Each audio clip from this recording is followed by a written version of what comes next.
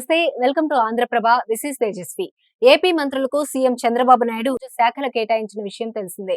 నారా లోకేష్ కు HRD, IT, electronics and communications, RGT శాఖలను కేటాయించారు.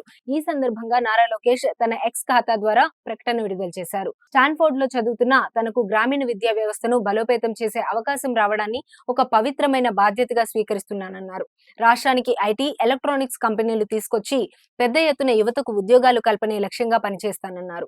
ప్రజలకు మెరుగైన సేవలు అందించేందుకు అవకాశం కల్పించిన సీఎం చంద్రబాబుకు ధన్యవాదాలు తెలిపారు. గతంలో పల్లె సేవే పరమాత్ముడి సేవ అని భావించి పంచాయతీరాజ్ శాఖ మంత్రిగా గ్రామాల రూపురేఖలు మార్చానన్నారు.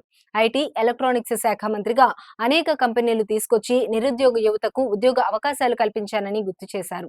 గత అనుభవం నేర్పిన పాఠాలతో ఇప్పుడు మరింత సమర్థవంతంగా పనిచేస్తానన్నారు. యువగలం పాదయాత్రలో కేజీ నుండి పీజీ వరకు విద్యా వ్యవస్థలో సమూల మార్పులు తీసుకొస్తానని హామీ ఇచ్చానన్నారు.